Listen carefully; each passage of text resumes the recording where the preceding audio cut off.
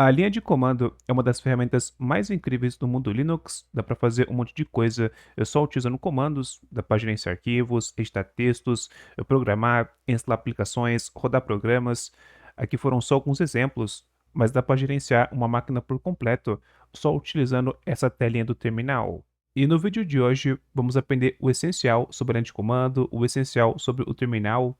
Pode ser interessante para você que quer ou então para você que precisa aprender sobre linha de comando e não tem nenhuma experiência nessa área. Nesse vídeo, eu vou tentar explicar as coisas de uma maneira mais genérica possível para vocês criarem uma noção bacana da linha de comando e conseguirem aplicar esse conhecimento em diversas ocasiões. Aqui no canal, de vez em quando, a gente comenta sobre Linux e tem uma galera que quer aprender o essencial da linha de comando para conseguir gerenciar melhor o seu computador pessoal que roda uma distribuição Linux. Tem gente que quer aprender para usar no servidor, para montar o seu servidor pessoal, o seu home lab, o seu home server. Tem também uma galera que quer usar no Android, para, dependendo, automatizar operações pela linha de comando, utilizando algum emulador de terminal, como o Termux e diversos outros. E até para a galera que tem um dispositivo Android roteado, um dispositivo Android com root e quer ter uma experiência a mais com a linha de comando. Estou fazendo esse vídeo mais especificamente para nossa série aqui do canal, a série de montando um servidor pessoal do zero. É meio que essencial aprender o básico da linha de comando para gerenciar um servidor, mas como eu comentei anteriormente, se você quiser aprender a linha de comando para outra coisa, eu vou tirar esse vídeo o mais genérico possível. De qualquer maneira, vamos para a enrolação e partiu aprender o essencial sobre a linha de comando. A primeira coisa que a gente precisa ter para aprender sobre o terminal de o ambiente Linux de maneira geral é acesso a uma distribuição Linux para poder rodar os comandos da linha de comando e interagir com o terminal e derivados. Caso esteja rodando uma distribuição Linux numa máquina, no seu computador pessoal ou algum outro computador aí, você pode abrir o aplicativo de terminal que vem pré-instalado na distribuição Linux. Caso esteja no Windows, é possível criar uma máquina virtual de uma distribuição Linux. Dá para criar uma máquina virtual utilizando diversas ferramentas, escolha uma aí da sua preferência.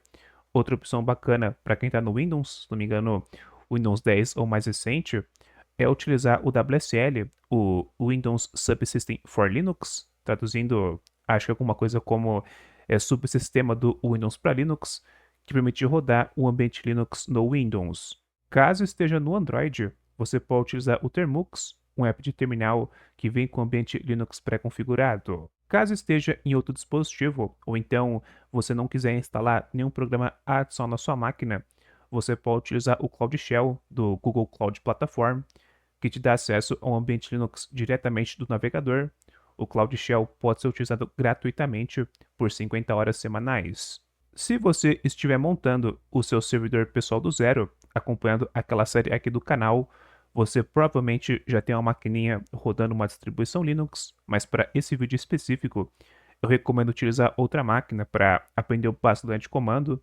Eu acho bacana ter uma noção básica da linha de comando para só depois botar esse conhecimento em prática lá no servidor.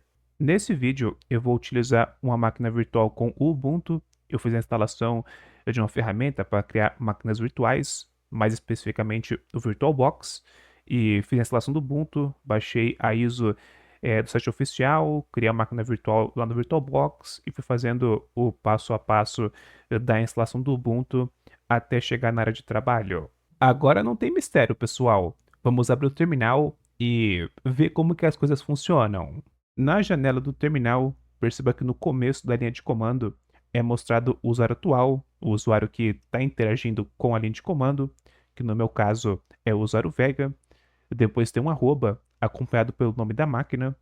Na instalação do Ubuntu, eu configurei o nome dessa máquina como VBox, então ficou vega@vbox, no caso, usuário Vega em máquina VBox, e provavelmente na sua máquina está aparecendo as suas informações.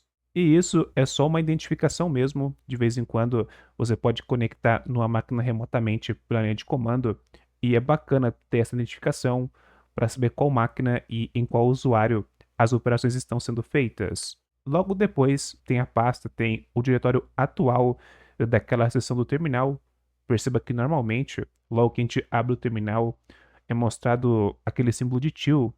Esse símbolo de til é uma abreviação para a pasta usuário, também conhecida como pasta home, que logo mais a gente vai entender sobre. Por fim, você vai ter um indicador de usuário, não sei se esse daqui é o nome específico para isso, mas vamos chamar aqui de identificador para ficar mais fácil. E normalmente você vai ver um cifrão. O cifrão indica que o usuário que estiver utilizando aquela sessão no terminal é um usuário comum da máquina. Porém, existem vezes onde você pode ver um símbolo de uma hashtag. Se aparece a hashtag, significa que o usuário atual que estiver utilizando aquela sessão no terminal é um superusuário, é um usuário administrador, que por padrão no mundo Linux é o usuário chamado de root. E é assim, galera, essa daí é uma estrutura comum da linha de comando aqui da distribuição que eu estou utilizando, que nesse caso é o Ubuntu. Mas dependendo da distribuição, dependendo das configurações, pode ser que a estrutura do início da linha de comando seja diferente, pode ser que tenha mais informações, pode ser que tenha menos informações, mas é comum ver alguma dessas informações: usuário, máquina, pasta atual e derivados. Aqui no Ubuntu e na maioria das distribuições Linux, a linha de comando, o interpretador dos comandos, o que é chamado de shell, que vem pré-instalado por padrão, é o Bash, uma abreviação para Born Again Shell, mas existem outras distribuições e sistemas operacionais diferentes que podem utilizar um shell alternativo, um shell diferente. No macOS, por exemplo, o shell padrão do sistema é o ZSH ou ZSH, alguma coisa assim. Depois dessas informações, a linha mostra um indicador, aguardando a gente interagir com o terminal a partir dos comandos. Então não tem jeito, temos que aprender alguns comandos e para começar, vamos falar sobre gerenciamento de arquivos, algo extremamente básico, dependendo, você precisa fazer essas operações em um servidor Linux que você conectou remotamente, você conectou remotamente pela linha de comando, e você precisa, sei lá, copiar um arquivo, criar uma pasta, renomear, operações extremamente comuns, acaba sendo essencial saber fazer essas coisas pela linha de comando. É opcional, mas se possível, para facilitar o entendimento dos comandos, esses comandos aí mais relacionados ao gerenciamento de arquivos, eu recomendo abrir uma janela do explorador de arquivos da distribuição e deixar ele logo ao lado do terminal. Assim a gente pode comparar os comandos da linha de comando com o gestor de arquivos gráfico. Para listar os arquivos e pastas do diretório atual, você pode digitar o comando ls. Esse comando, se não me engano, é uma abreviação para list ou listar, que mostra os conteúdos da pasta atual. Perceba que os mesmos arquivos e pastas do usuário são mostrados pelo comando ls, indicando que realmente a gente está na pasta do usuário. A maioria das distribuições Linux costuma deixar o ls colorido por padrão, então dá para diferenciar os arquivos e pastas pela cor, só que mais para frente eu vou mostrar para vocês como diferenciar arquivos e pastas de outra maneira. Para criar uma pasta, você pode utilizar o comando mkdir, acompanhado pelo nome da pasta que você quer criar. Por exemplo, você quer criar uma pasta com o nome de teste, você pode digitar mkdir, espaço teste. E mkdir, se não me engano, é uma forma abreviada de falar make directories, traduzindo seria alguma coisa como criar diretório, criar diretórios, alguma coisa assim. Quando um comando acompanha alguma coisa, a gente costuma falar que esse acompanhamento é chamado de argumento. Então, nesse exemplo, mkdir é o comando e o primeiro argumento é a pasta que a gente quer criar, é o nome da pasta, que nesse caso foi a pasta teste. Depois de rodar esse comando, digita ls para ver os arquivos da pasta atual e perceba que uma nova pasta chamada de teste foi criada. Também é possível visualizar no explorador de arquivos e realmente você vai ver que o mkdir criou a pasta teste. Uma coisa bacana do mkdir é que você pode criar múltiplas pastas de uma única vez. O mkdir suporta múltiplos argumentos para criar diversas pastas de uma única vez, dependendo, você quer duas pastas, sei lá, uma pasta com o nome de receitas e outra pasta com o nome de fotos. Você pode simplesmente escrever mkdir, espaço receitas, espaço fotos, e esse comando vai criar essas duas pastas de uma única vez. Aqui foi um exemplo só com duas pastas, mas dá para criar mais pastas. É só escrever o espaço acompanhado pelo nome da pasta de sua preferência. Talvez alguns de vocês já tenham até pensado num certo problema. Imagina que eu quero criar uma nova pasta, só que uma nova pasta contendo espaços. Dependendo, eu quero criar uma pasta chamada de fotos engraçadas do Vegadados. Poxa, se eu colocar isso no Mikadir, vão ser criadas 4 pastas. Vai ser criada uma pasta com o nome de fotos, outra pasta com o nome de engraçadas e assim vai indo. Uma pasta com cada palavra da frase, em vez de criar uma única pasta com um nome separado por espaços, o que é um certo probleminha. Acontece que na linha de comando, o espaço é considerado um delimitador, é um separador de argumentos, e quando você utiliza o mkdir para criar uma pasta que no nome contém espaços, cada parte dessa pasta que você quer criar vai ser tratada como um argumento, e o mkdir vai criar várias pastas de uma única vez. Isso daqui não vale somente para o mkdir, isso daqui, essa regra, né, vale para diversos comandos. Então, se a gente quiser criar uma pasta que no nome contém espaços, a gente tem que especificar o nome dessa pasta em um único argumento. E dá para fazer isso se você especificar o nome aí que contém espaços ao redor de aspas. Perceba que se eu tentar criar pasta com um mkdir abre aspas, fotos engraçadas do Vegadados, depois fecha aspas, perceba que a linha de comando trata os conteúdos ao redor das aspas como um único argumento e será criada somente uma única pasta. Digitando ls novamente, podemos ver que a pasta foi criada, uma pasta aí contendo espaços. Aqui eu utilizei aspas comuns, mas se você quiser, você pode também utilizar apóstrofos. Além disso, também é possível fazer o escape de caracteres, em vez de colocar a frase inteira ao redor de aspas ou ao redor de apóstrofos, dá para colocar uma barra invertida antes do espaço. Quando você coloca a barra invertida, o próximo caractere é tratado de uma maneira diferente, informando para a linha de comando que é uma continuação de um texto digitado, não é um novo argumento ou algo do tipo. Aqui a gente utilizou os espaços de exemplo, mas existem alguns operadores da linha de comando, existem alguns caracteres especiais que, dependendo, você vai ter que especificar entre aspas, ou então entre apóstrofos, ou então fazer o escape de caracteres, e isso daí pode ser necessário em algumas ocasiões. Como eu tinha comentado anteriormente, a linha de comando mostra o diretório atual, o terminal normalmente é aberto na pasta do usuário, na pasta que é chamada de home, e o próprio sistema abrevia essa pasta para esse símbolo de till.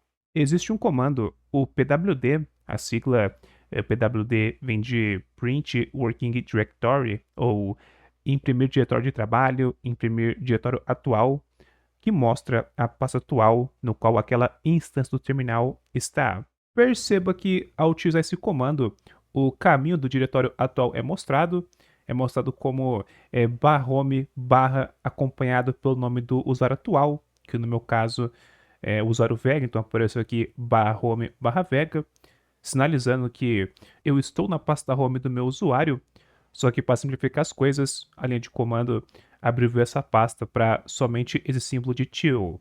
Tenha em mente que o símbolo de till é uma referência para a pasta home do usuário atual. Se você estiver numa máquina que tem múltiplos usuários, dependendo se tem o usuário Vega e o usuário Mateus, quando o usuário Vega estiver usando a linha de comando, o till vai referenciar a pasta home do usuário Vega, que normalmente fica em /home barra Vega. Já se o usuário que estiver utilizando a linha de comando for o usuário Mateus, o till vai referenciar a pasta home do usuário Mateus, que, mais uma vez, normalmente vai ficar em /home, acompanhado pelo nome do usuário, que nesse exemplo seria /home barra Mateus. Já o usuário root, o usuário administrador, normalmente tem a pasta home em /root, ou seja, se você estiver utilizando o terminal como root, o till costuma se referenciar à pasta /root. Essa abreviação não é somente da linha de comando, dependendo você utiliza algum programa de Linux, algum programa, até dependendo de um programa gráfico mesmo, muitas das vezes, para se referir ao diretório home, pode ser que um programa, que uma aplicação simplifique e só mostre esse símbolo de tio mesmo. Também existe o comando cd, que significa Change Directory ou mudar de diretório, que serve para navegar entre pastas. Anteriormente, a gente tinha criado aquela pasta de teste, então vamos entrar na pasta de teste utilizando o comando cd, acompanhado pelo nome da pasta desejada, ou seja, cd espaço teste. No caso, o primeiro argumento do comando cd é a pasta que você quer entrar. Perceba que ao entrar na pasta teste, o diretório atual da linha de comando é alterado. Agora é mostrado o til acompanhado pelo diretório aberto, indicando que a gente realmente está na pasta teste, que fica dentro da pasta home do usuário. Você pode confirmar isso digitando o comando pwd. Se você digitar o comando ls dentro da pasta teste, nenhum arquivo é mostrado, indicando que essa pasta está vazia, e realmente a gente criou essa pasta e não colocou nada aqui dentro. Mas olha que interessante, o ls suporta alguns argumentos adicionais, e dá para a gente especificar o argumento "-a", se não me engano, "-a" vem de "all" ou "todos", e esse argumento faz com que o ls mostre todos os arquivos que estão presentes no diretório atual, todos os arquivos e pastas no diretório atual, incluindo arquivos e pastas ocultas. E olha que bacana, quando a gente roda o comando ls espaço "-a", serão mostradas mais duas pastas, uma pasta com o nome de ponto e uma outra pasta com o nome de ponto ponto. A pasta nomeada somente com um único ponto é uma abreviação para a pasta atual, tanto que se você digitar cd espaço ponto, a linha de comando não muda de pasta, ela segue na pasta teste dentro da pasta home do usuário. Já a pasta com o nome de ponto ponto é um atalho para a pasta anterior. Se você digitar cd espaço ponto ponto, perceba que a gente volta para a pasta anterior, que nesse caso é a pasta do usuário. Beleza, vamos voltar para a pasta de teste novamente com o comando cd espaço teste. Dentro da pasta teste, vamos criar outro diretório com o comando mkdir. Eu vou criar uma pasta com o nome de teste2 com o comando mkdir.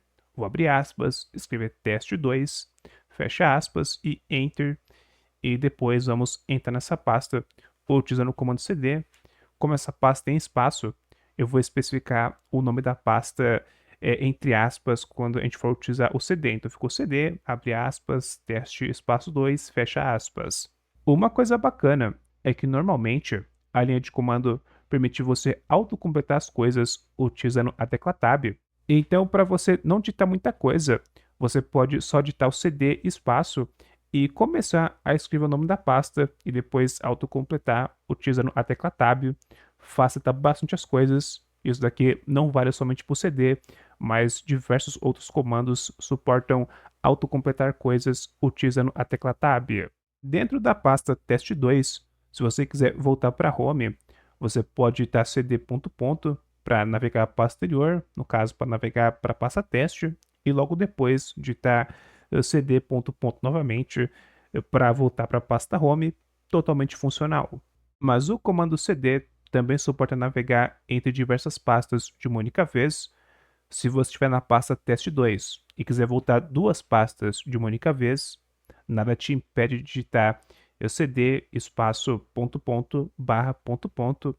Assim você retorna dois diretórios de uma única vez. O mesmo serve se você quiser entrar na pasta teste2, dentro da pasta teste e estando na pasta home.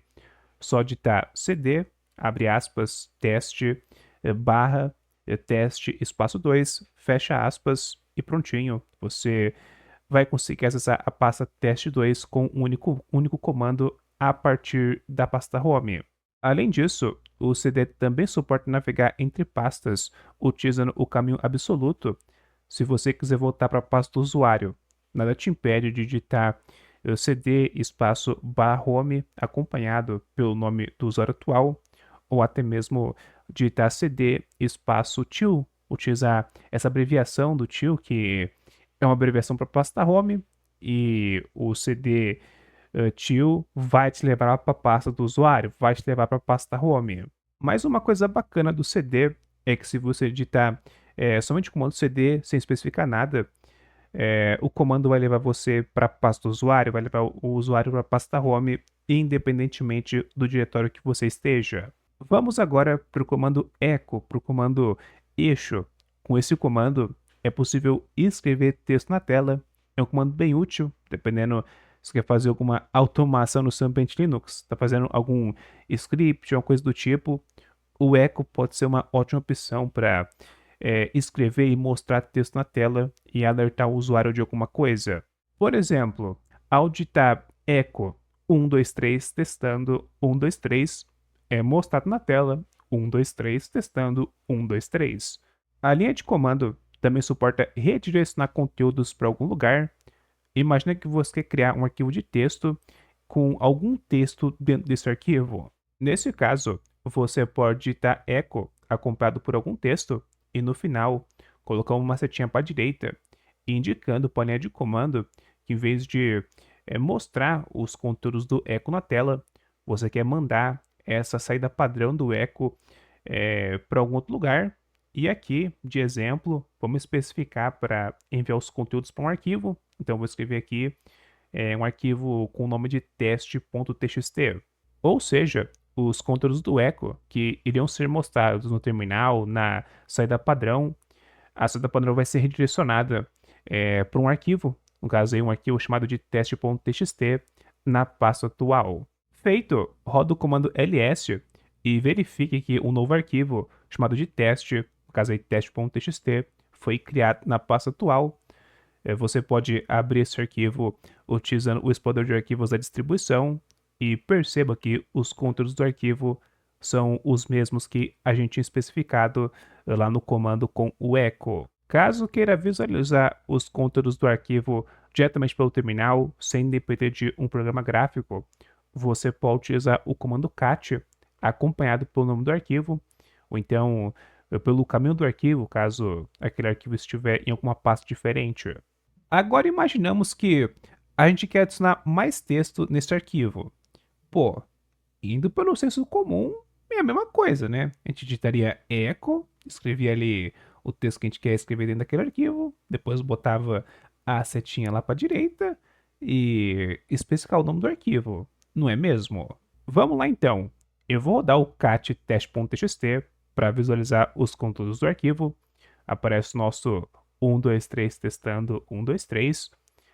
Agora vamos tentar adicionar mais texto nesse arquivo utilizando o echo, acompanhado aí por algum texto. Vou colocar aqui echo, espaço, deixa o like, só de exemplo mesmo.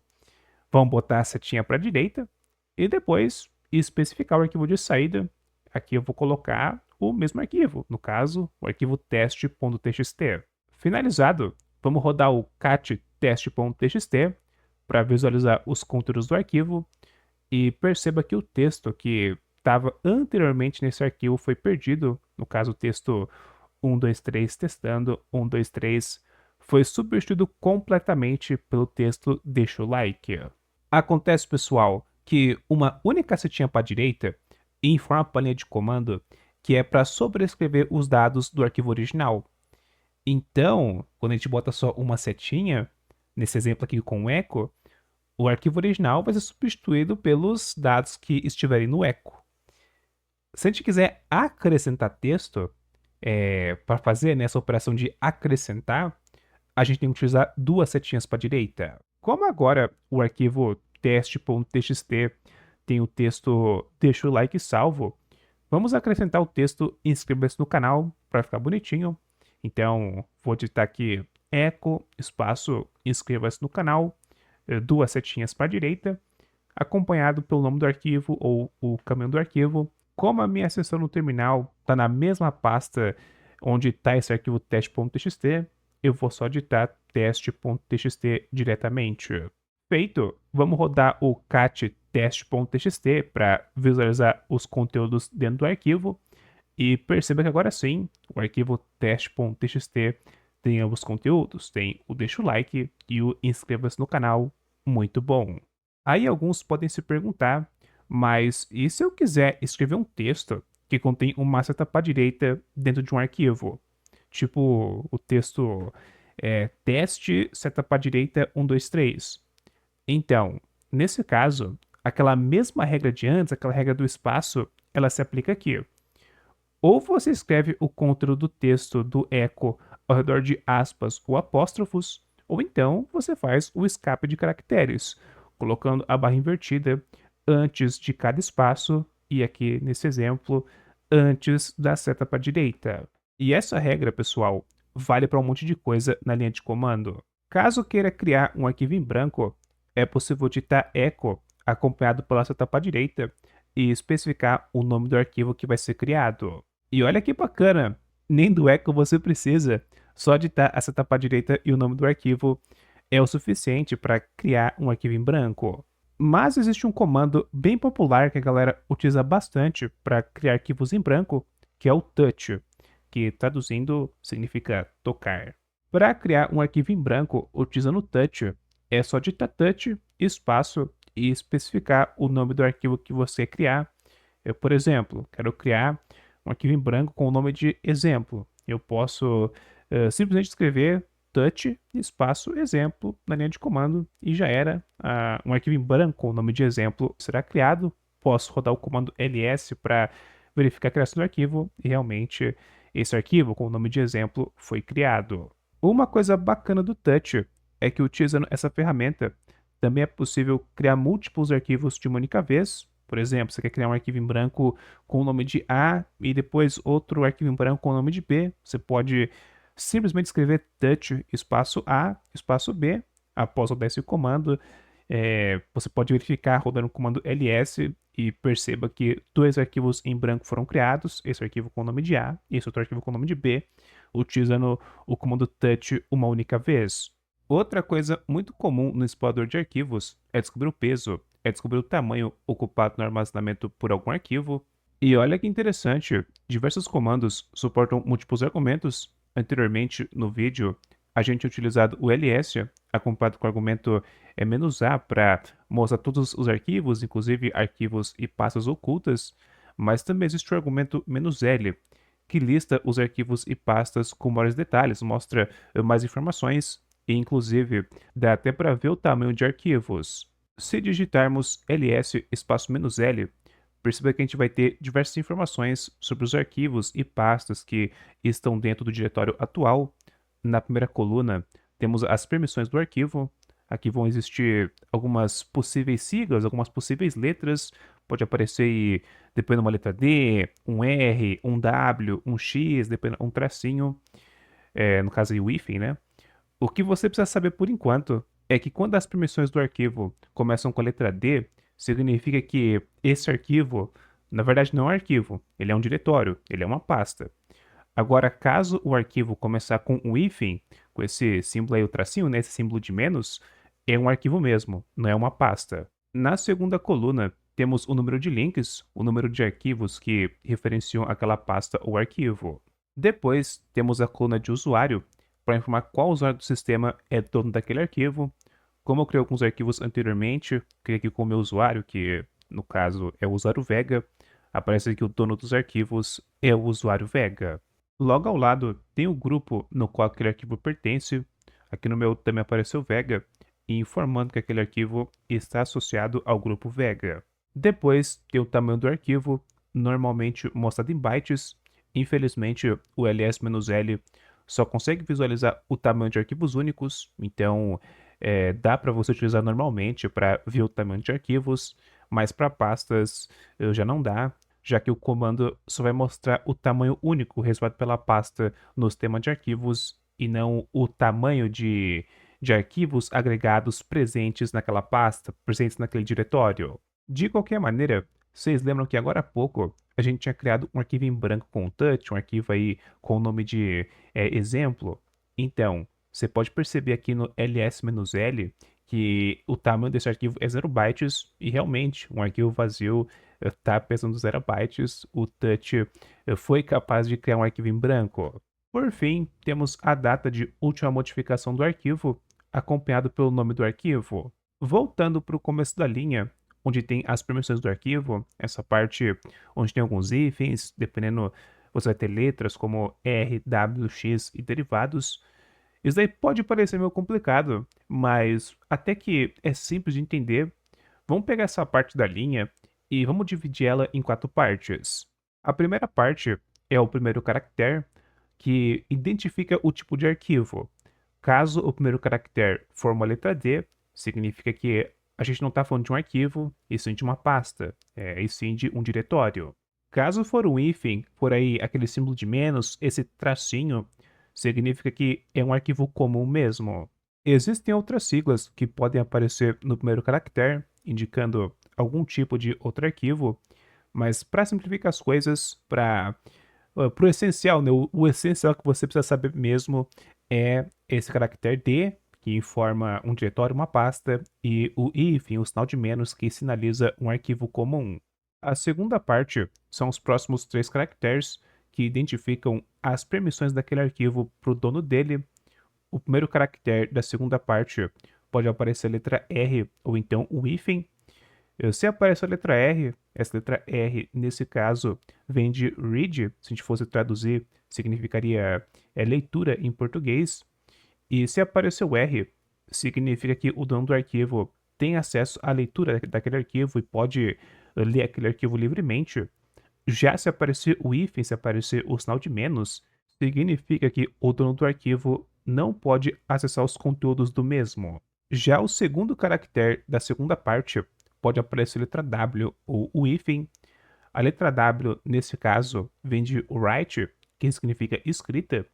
Se aparecer o W, significa que o dono do arquivo tem permissões de escrita sobre aquele arquivo e pode fazer alterações no mesmo sem problemas. Já se aparecer o hífen, significa que o dono daquele arquivo não pode escrever e nem fazer modificações naquele arquivo. Já o próximo caractere pode aparecer letra X ou um hífen. O X vem de executable, que significa executável, se a gente fosse fazer a tradução. E quando aparecer o X, significa que o dono daquele arquivo pode rodar ele. Dependendo, o arquivo é um programa, e para rodar é necessário ter a permissão executável para o usuário que é dono daquele programa poder executar aquele arquivo. Já se aparecer o hífen, significa que aquele arquivo não pode ser executável pelo dono do mesmo. A terceira parte são os próximos 3 caracteres, e é o mesmo conceito da segunda parte, só que em vez de serem as permissões referentes ao usuário que é dono daquele arquivo, agora são as permissões para quem tiver no mesmo grupo referente àquele arquivo. E é a mesma coisa. Pode aparecer R ou hífen, W ou hífen, X ou hífen. Só muda que agora são as permissões de quem estiver no grupo daquele arquivo. Indo para a última parte, são os últimos 3 caracteres, e é o mesmo conceito de antes, só que dessa vez são as permissões para outros. Permissões para quem não é dono do arquivo e nem está no grupo atual no qual aquele arquivo pertence. E mais uma vez, pode aparecer R ou hífen, W ou hífen, X ou hífen, de acordo com as permissões do arquivo. Para mostrar para vocês o gerenciamento de permissões na prática, vamos criar um novo arquivo de teste. Vou criar um novo arquivo aqui utilizando o echo, com o comando echo bom dia, botar aqui a flechinha para a direita, saudações.txt, para colocar o texto bom dia dentro do arquivo saudações.txt. Arquivo criado, vamos rodar o ls-l e verificar as permissões do arquivo. Perceba que na parte das permissões do dono do arquivo, a gente tem a permissão de R e W, ou seja, a gente pode ler e escrever naquele arquivo normalmente. Como podemos ler o arquivo? Vamos ler os conteúdos desse arquivo utilizando o cat. Então, cat espaço saudações.txt, e certinho, a gente consegue ler os conteúdos do arquivo, aparece o bom dia. Agora vamos tirar a permissão de leitura para o dono do arquivo, utilizando o comando chmod. No chmod, precisamos especificar onde que as permissões vão ser alteradas. Se você alterar as permissões do usuário, no caso o usuário que é dono do arquivo, se alterar as permissões do grupo, ou então a permissão de outros. Para permissões do dono do arquivo, você pode especificar a letra U. Já as permissões do grupo, você pode especificar a letra G, e para outros, dá para especificar a letra O. Aqui, como nesse exemplo, a gente quer mexer com as permissões do dono do arquivo, eu vou digitar U para serem as permissões do usuário. A gente vai fazer alterações nas permissões do usuário que é dono do arquivo. Depois, temos que especificar se a gente vai permitir ou tirar uma permissão. O símbolo de mais é para permitir, já o símbolo de menos é para tirar. Eu quero remover, então eu vou marcar a opção de menos, vou marcar aí o símbolo de menos, o hífen. Feito, temos que especificar quais permissões que vão ser removidas ou adicionadas, dependendo do símbolo que foi digitado anteriormente. Aqui eu quero tirar a permissão de leitura, então eu vou digitar a sigla referente à permissão de leitura, no caso vou digitar a letra R. Se você quiser controlar múltiplas permissões de uma única vez, você pode digitar outras siglas, sei lá, dependendo se você quer tirar a permissão de leitura e escrita de uma única vez. Nada te impede de digitar chmod espaço U menos RW. Você quer tirar a permissão de execução também? Você pode digitar chmod espaço U menos RWX e assim vai. Você pode especificar múltiplas permissões caso desejado. Aqui eu vou remover somente permissões de leitura, então vou deixar só a letra R mesmo. Depois a gente tem que especificar qual arquivo que essas mudanças vão ser aplicadas. Então eu vou escrever o saudações.txt, que é o arquivo que eu quero mudar as permissões. Certinho, agora vamos rodar o comando ls-l e perceba que a permissão de leitura referente ao dono do arquivo saudações.txt foi removida, agora aparece o hífen, e se eu tentar visualizar os conteúdos desse arquivo, utilizando o comando cat espaço saudações.txt, perceba que agora, como a gente não tem a permissão de leitura, vai ser mostrada a mensagem de permission denied, já que o dono do arquivo, que é a gente, não tem mais acesso à permissão read, não tem mais acesso à permissão de leitura, e não dá para ler os conteúdos dentro do arquivo. Vamos agora reverter essa mudança, vamos adicionar a permissão novamente, utilizando o comando chmod. Como a gente quer mexer nas permissões do dono do arquivo, vamos especificar chmod espaço U. Agora, a gente quer conceder permissões.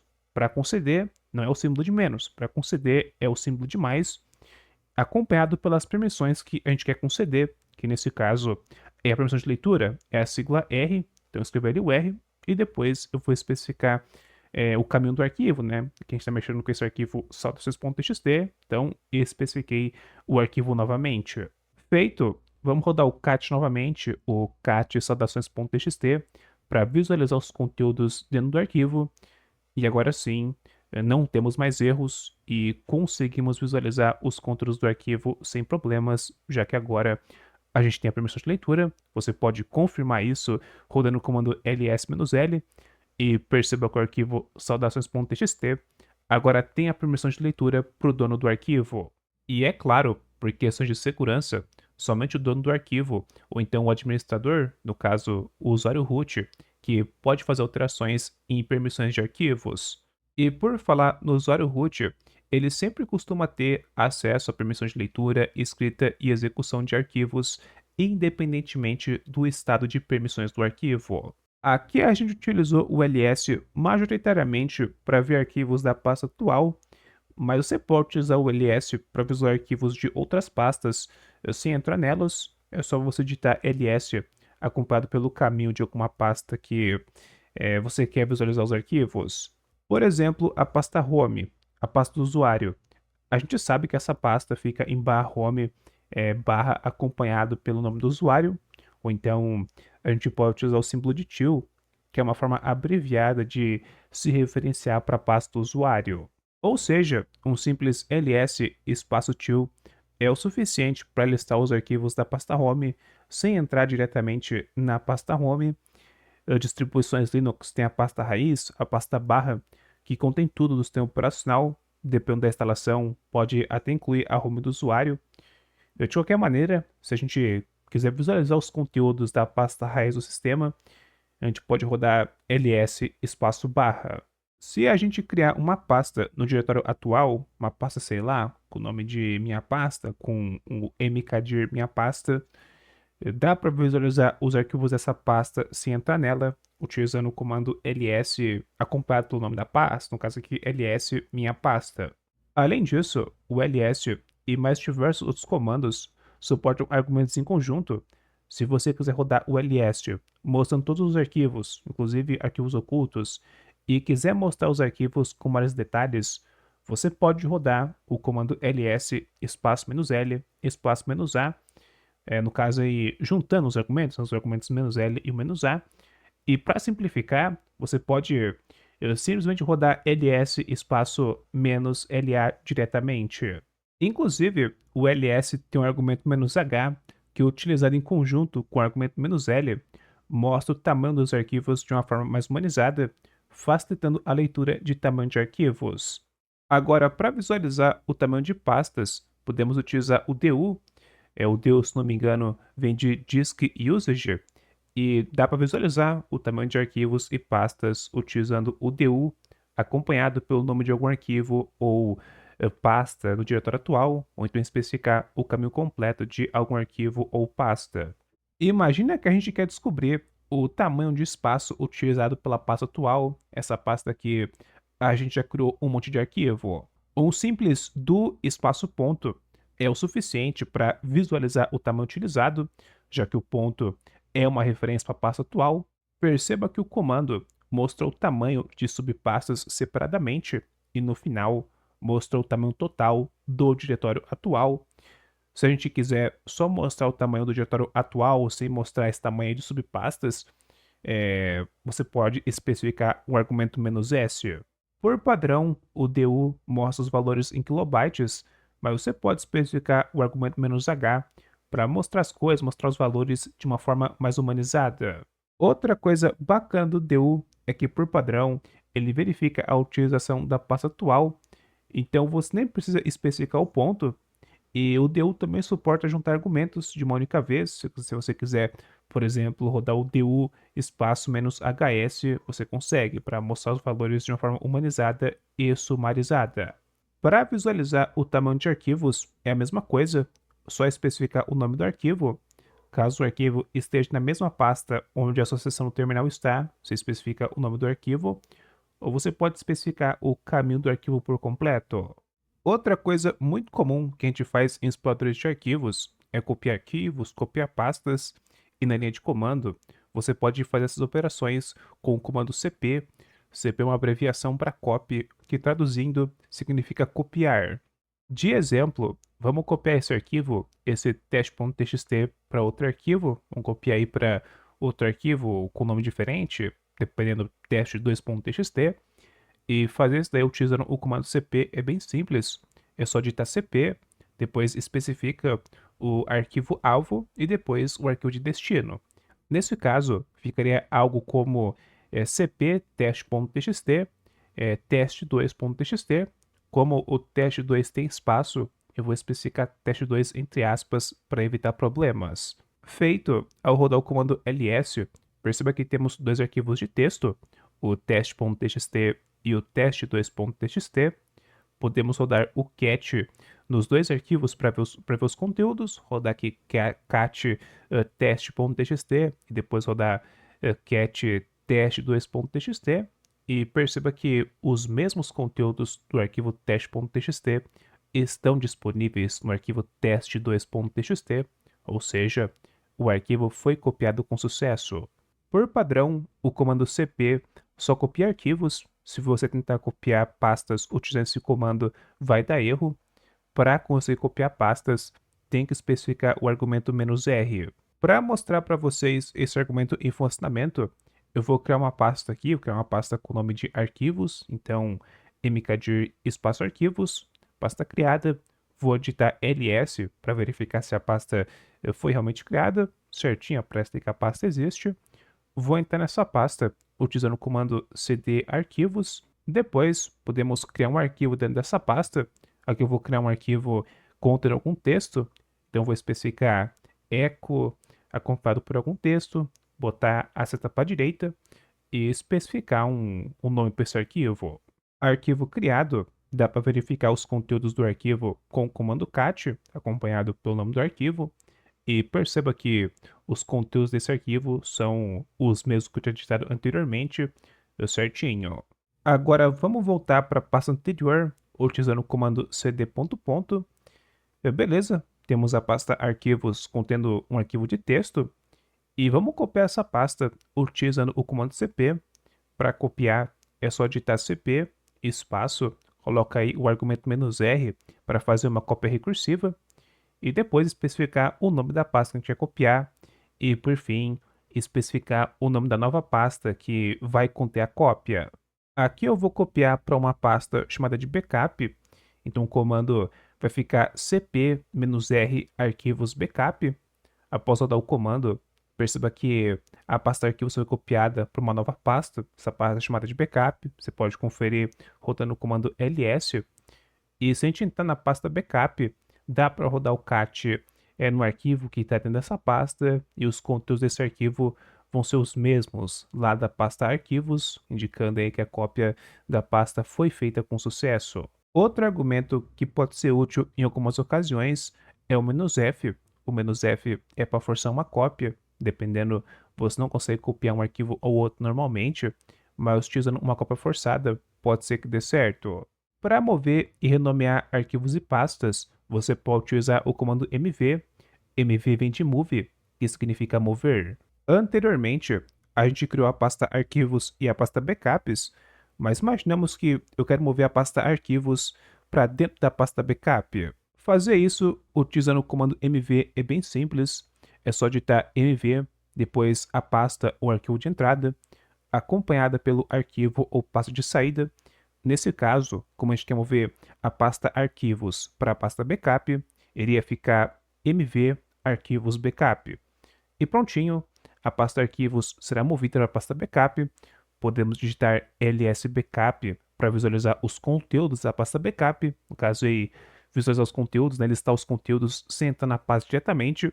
E perceba que lá dentro existe uma pasta chamada arquivos, indicando que o processo de mover foi um sucesso. O MV também pode ser utilizado para renomear arquivos e pastas. Eu vou criar aqui um novo arquivo, um arquivo em branco com o nome de notas, só que eu vou propositalmente errar como que escreve notas. Eu vou escrever notas com 2 S no final, vai ficar como se fosse um erro de digitação, pode acontecer com qualquer um. Depois que eu der esse comando, vou digitar ls e vocês podem confirmar que tem um arquivo em branco com o nome de notas, só que tá notas com 2 S, está com um erro de digitação. Poxa, galera, vamos corrigir o nome desse arquivo, vamos renomear para colocar o nome certo. E para renomear, a gente pode utilizar mv, acompanhado pelo arquivo que eu quero renomear, acompanhado pelo novo nome. Nesse caso, iria ficar mv espaço notas, notas aqui com 2 S, e espaço, e vamos colocar o nome certo, que é somente notas, e enter, feito rodando o ls. Perceba que o arquivo foi renomeado. Olha, pessoal, a gente aprendeu a mover arquivos, a copiar e derivados. Falta a gente aprender a como deletar arquivos e pastas. E para fazer isso, a gente utiliza o rm, que significa remove ou remover. A utilização desse comando não tem mistério, só digitar rm acompanhado pelo nome do arquivo que você quer deletar, caso esse arquivo estiver na mesma pasta que a sua seção atual no terminal, ou especificar o caminho do arquivo por completo. Para testar, vamos criar um novo arquivo. Vou criar um novo arquivo utilizando o comando touch, escrever aqui touch espaço testando. Arquivo criado, podemos verificar a existência desse arquivo com o comando ls, o arquivo aparece lá, o arquivo realmente foi criado. Agora vamos deletar esse arquivo para ver aí o rm funcionamento. E para remover, vamos utilizar o comando rm, acompanhado pelo nome do arquivo que a gente quer remover, que nesse caso é o arquivo testando. Então ficou rm espaço testando. Depois de rodar o comando, perceba que o arquivo foi deletado e ele não aparece mais no ls. Para deletar arquivos não tem mistério, mas para deletar pastas, para deletar diretórios, é necessário especificar um argumento adicional. Vou criar uma pasta de exemplo, digitar aqui mkdir testando. Se eu tentar remover essa pasta, só digitando rm acompanhado pelo nome da pasta, perceba que dá erro, a pasta não é removida. Para deletar pastas, temos que especificar o argumento "-r, que significa recursivo, e utilizando o rm espaço "-r, conseguimos deletar pastas sem problemas. Caso queira deletar múltiplos arquivos ou diretórios, Você pode escrever mais de uma pasta ou arquivos de uma única vez. É só separar as coisas por espaço. Vou criar aqui de exemplo dois arquivos utilizando o touch. Vou criar um arquivo nomeado de 1 e outro nomeado de 2. Depois, se eu quiser remover ambos os arquivos de uma única vez com o RM, eu posso simplesmente digitar rm espaço 1 e depois espaço 2. Prontinho. Perceba que ambos arquivos foram deletados de uma única vez. Outro argumento muito comum com o RM é o "-f". É útil para forçar algum arquivo ou pasta a ser deletado, mas é um argumento que deve ser utilizado em algumas ocasiões específicas. Na linha de comando, existe o que é chamado de wildcards, que são caracteres especiais ou então um conjunto de caracteres que permite fazer operações com arquivos dinamicamente. Aqui nesse vídeo, eu só vou mostrar o wildcard asterisco, que simplificando, é um símbolo utilizado para corresponder a qualquer arquivo ou diretório. Por padrão, o asterisco não corresponde a arquivos e diretórios ocultos, mas de qualquer maneira, existem outros wildcards, mas eu acho o asterisco um dos mais essenciais. Para ver isso em funcionamento, vamos criar alguns arquivos. Vou criar aqui 6 arquivos utilizando o comando touch. E vão ser arquivos aí com alguns nomes, né? Criar aqui um arquivo com o nome de notas 1, no caso notas1.txt, notas2.txt, notas3.txt, notas1 duplicado.txt, notas2 duplicado.txt e notas4.txt. Criei aqui diversos arquivos. Agora pense na seguinte situação. Eu estou com vários arquivos de notas. E se eu quiser colocar todas essas notas em uma única pasta? Pô, da maneira convencional, eu teria que rodar o comando mv e copiar nota por nota, arquivo por arquivo para uma nova pasta. E isso daí é meio chatinho, mas totalmente funcional. Mas olha que bacana, utilizando o asterisco, você consegue fazer operações com múltiplos arquivos de uma única vez. Primeiro, eu vou criar uma pasta, que é uma pasta aqui para a gente salvar as notas, né, para colocar as notas. Utilizando o mkdir, aqui eu vou colocar mkdir minhas notas.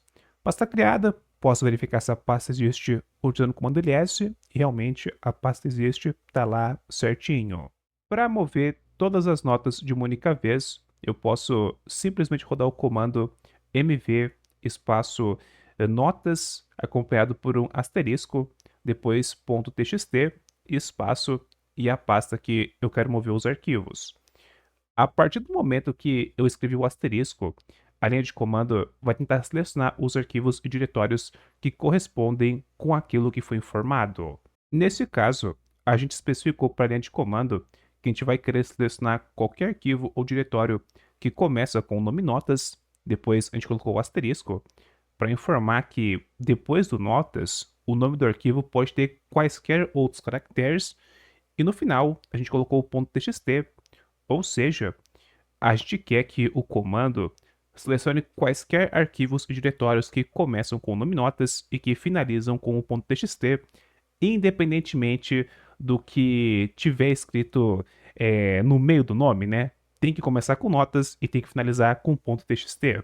Após rodar o comando, todos os arquivos que começavam com o nome notas e que finalizavam com .txt foram movidos para a pasta minhas notas. Para checar, vamos entrar na pasta utilizando o comando cd, abre aspas, minhas notas, fecha aspas. Dentro desse diretório, vamos digitar ls e verifique que as notas estão aqui. Muito bacana. Percebam que propositalmente eu criei alguns arquivos contendo duplicado no nome.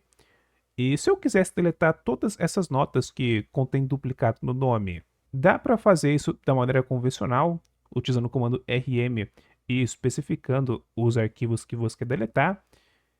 Beleza, é funcional, mas também dá para remover utilizando o asterisco.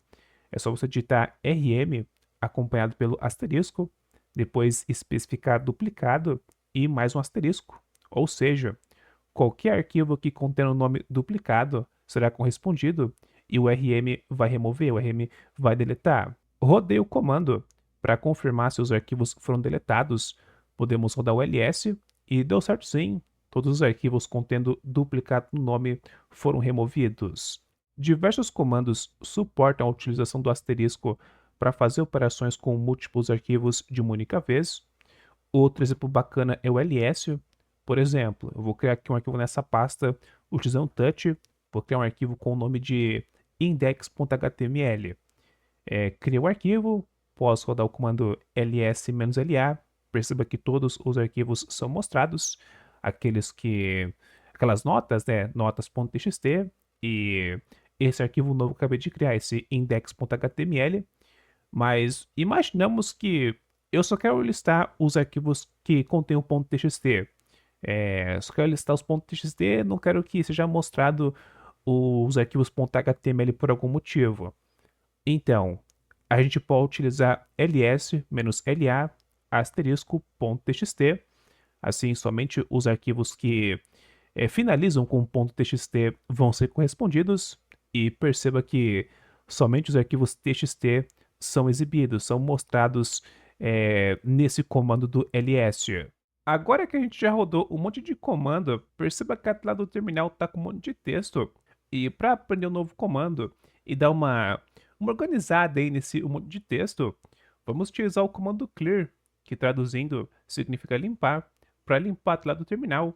Após rodar o comando, os textos e conteúdos executados anteriormente vão ser descartados. É um comando bem útil, dependendo, você terminou de fazer alguma tarefa, terminou de fazer alguma coisa no terminal e quer fazer alguma outra coisa totalmente diferente, dá para rodar o comando clear para limpar a tela. Além disso, o clear apenas limpa os conteúdos da tela. A seção do terminal, a instância do terminal segue sendo a mesma, você vai permanecer na mesma pasta e derivados. Agora que aprendemos a utilizar o clear, sabemos como limpar o terminal, mas e se eu quiser rodar algum comando que eu tinha executado anteriormente? Nesse caso, para economizar tempo, você pode apertar as setinhas do teclado. A setinha para cima é para navegar entre comandos executados anteriormente, já a setinha para baixo é para navegar entre os comandos mais recentes. Creio eu que a maioria de vocês já sabe que dá para navegar entre os caracteres de um comando digitado utilizando as setinhas do teclado. Tem a setinha para a esquerda e a setinha para a direita. É útil para quando você digitou um comando errado, precisa corrigir alguma coisa, ou então você quer fazer alguma modificação em algum comando. Bem bacana. Mas por padrão, as setinhas elas navegam por caractere.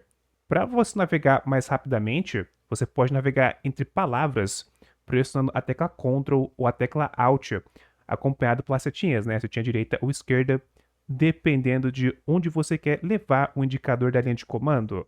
Também existem as teclas Home e End, que podem ser utilizadas para navegar rapidamente até o fim do conteúdo digitado ou até o começo do conteúdo digitado. Até agora, a gente aprendeu diversos comandos, diversos argumentos que podem ser utilizados junto com os comandos para eu fazer uma operação ou outra. Mas se você quiser saber mais sobre algum comando, quer saber seu funcionamento, argumentos suportados e derivados, você pode utilizar o comando man, que creio eu significa manual, acompanhado por algum comando que você quer saber mais. Por exemplo, eu quero saber mais sobre o comando mkdir, eu quero ler o manual do comando mkdir, eu posso rodar na linha de comando man espaço mkdir e prontinho, vou ter acesso ao manual do comando, posso aprender a utilização, ver o que aquele comando faz, os argumentos que aquele comando pode receber e derivados. Para navegar entre os conteúdos do manual, você pode utilizar as setinhas do teclado, dá para você navegar rapidamente de cima para baixo com as teclas Page Up e Page Down. Para pesquisar algum termo, você pode digitar a barra e especificar alguma coisa que você quer procurar sobre os conteúdos do manual. E para fechar, você pode apertar a tecla Q. Aqui eu utilizei o comando mkdir, mas o mesmo serve para outro comando. Quero ler o manual do comando mv. Posso rodar o comando man espaço mv e assim vai indo para outros comandos. Você também pode utilizar o argumento "help". Diversos comandos suportam mostrar algumas informações de ajuda quando você passa esse argumento "help". Mais um exemplo. Imagina que eu quero ver as informações de ajuda do comando do.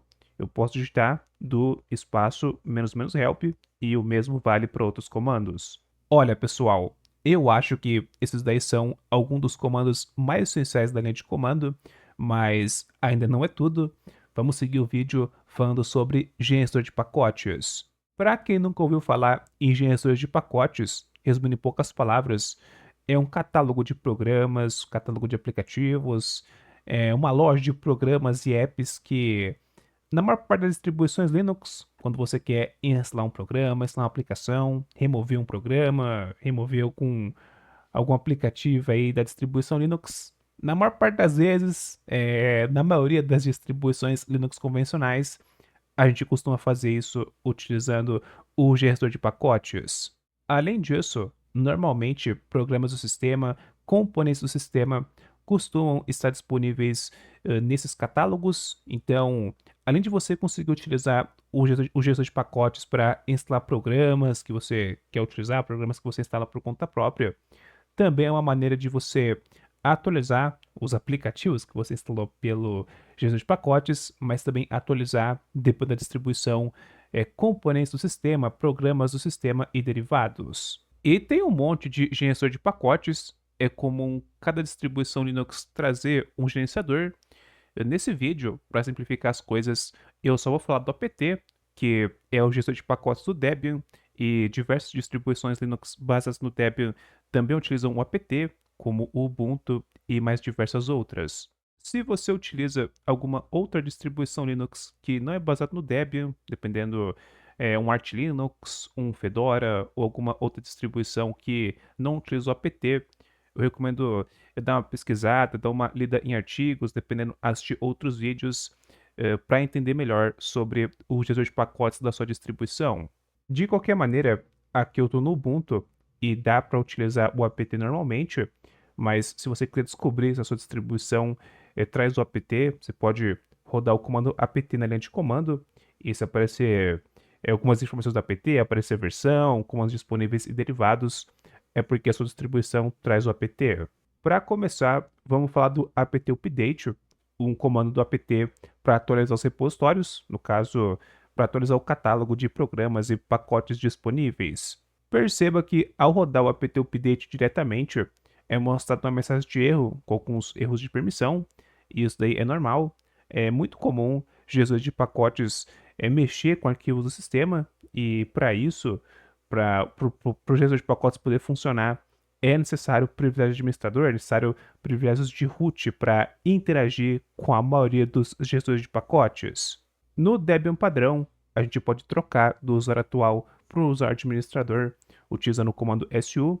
Depois que você roda esse comando, tem que autenticar com a senha de root, no caso aí com a senha de administrador. Ao fazer isso no Debian, perceba que a linha de comando mostra que o usuário atual que está fazendo as operações é o root. E em vez de aparecer o cifrão, agora aparece um hashtag. Quando está essa hashtag, significa que a gente está fazendo operações como root, a gente está fazendo operações como administrador. Então, não aparece mais o cifrão, porque o cifrão é um indicador de um usuário comum. E você pode interagir pela linha de comando aqui no Debian como administrador, como root, permitindo você utilizar o apt sem problemas de permissões. Porém, dependendo de como que o Debian foi instalado, ou dependendo da sua distribuição Linux, pode ser que a própria distro trouxe o sudo, um programa para linha de comando que permite rodar comandos como root, que permite rodar comandos como administrador rapidamente. Aqui no Ubuntu, numa instalação padrão do sistema operacional, o sudo vem pré-instalado, então a gente pode utilizar o sudo para interagir com o apt. A utilização do sudo é bem simples. Primeiro você digita sudo, depois escreve o comando que você quer que seja executado com o administrador. Existe outro comando chamado de whoami, whoami, não vou saber como fala o nome aqui ao certo, que mostra o usuário atual que acabou de rodar o comando. Se a gente digitar whoami diretamente, perceba que o comando retorna para a gente o nome do usuário atual, que no meu caso retornou aqui Vega, que é o usuário que eu estou utilizando, certinho. Porém, se a gente rodar o mesmo comando, só que antes colocar o sudo, olha que interessante. Antes do sudo executar o comando, ele pede a senha do usuário atual, aí você digita aí a senha do seu usuário, e perceba que o whoami retornou dessa vez, retornou para a gente root, Ou seja, esse comando não foi executado com o usuário atual, que no meu caso é o Vega. Esse comando foi executado como root, como usuário administrador, graças ao sudo. Ou seja, se a gente quiser rodar o apt update como administrador, como root, é só escrever sudo espaço apt espaço update e perceba que os repositórios do sistema serão atualizados, o catálogo de programas e pacotes que podem ser instalados serão atualizados. Tem um programa bem maneiro para linha de comando, chamado de htop, que serve para visualizar o uso de recursos do sistema, processos e derivados. É basicamente um gestor de tarefas, só que para linha de comando. Porém, é um programa que a maioria das distribuições não trazem por padrão. Se você digitar htop na linha de comando, perceba que dá erro, falando comando não encontrado, porque o htop não está instalado. Só que o htop é um dos diversos programas, é um dos diversos pacotes que estão disponíveis nos repositórios de várias distribuições Linux, e é possível instalar o htop com o apt aqui no Ubuntu, utilizando o comando sudo espaço apt espaço install espaço htop.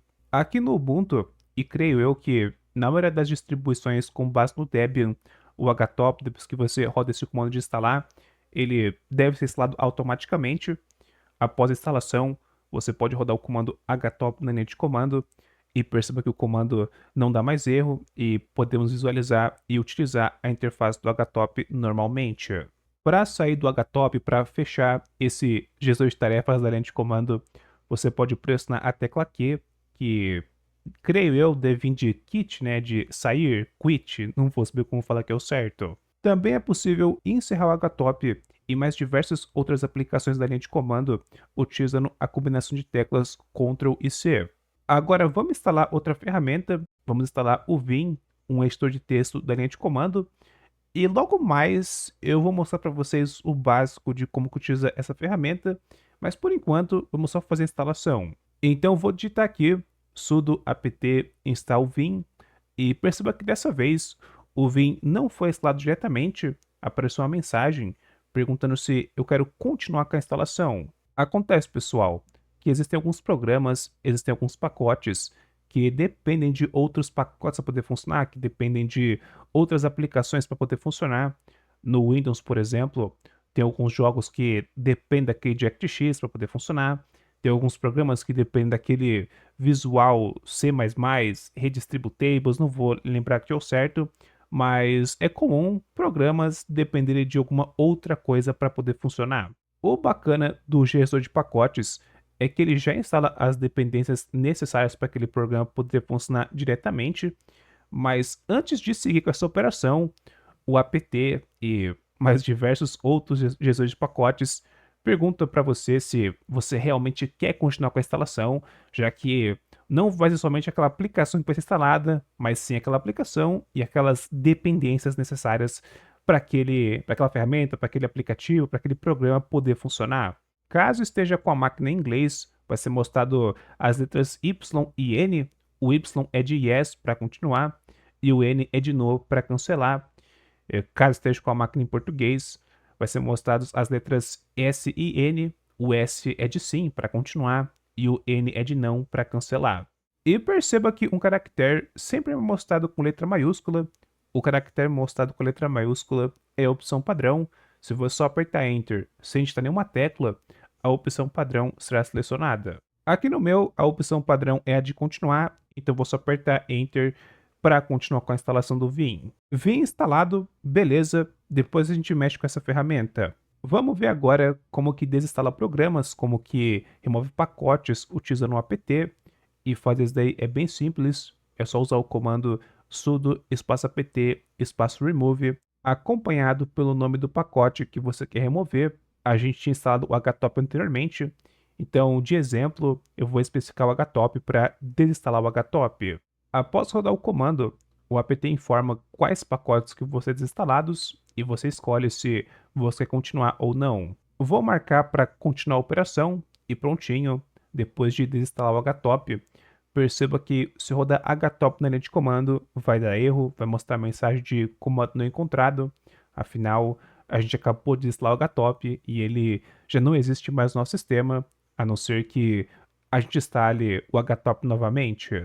Eu mostrei para vocês o remove, mas também existe o purge, o sudo apt purge, não vou saber como falar que é o certo, acompanhado pelo nome do pacote que você quer remover.